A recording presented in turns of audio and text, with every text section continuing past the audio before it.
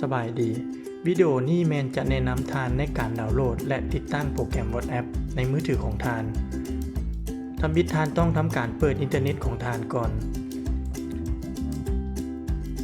เข้าไปที่หน้าต่างแอปของทานแล้วกดเข้าไปที่แอป Play Store กดใส่บล็อกค้นหา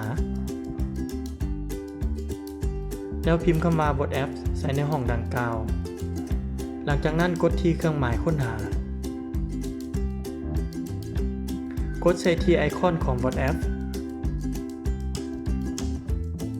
กดที่คำว่าติดตั้งแล้วให้รอท่าประมาณหนึ่งเพื่อให้แอปทำการติดตั้งเมื่อทำการติดตั้งแล้วให้ท่านกดใส่คำว่าเปิดเพื่อเข้าไปลงทะเบียนการนำไส้เมื่อเข้ามาแล้วให้กดที่คำว่ายอมรับและสืบต่อกดเลือกรหัสประเทศของทานพิมพ์เบอร์โทรศัพท์ของทานใส่แล้วหลังจากนั้นกดที่คำว่าต่อไป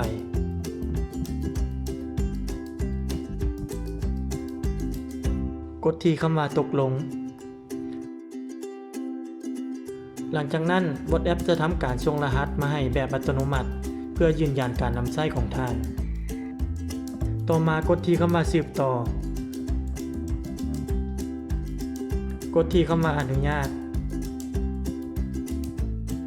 กดที่คำว่าอนุญาต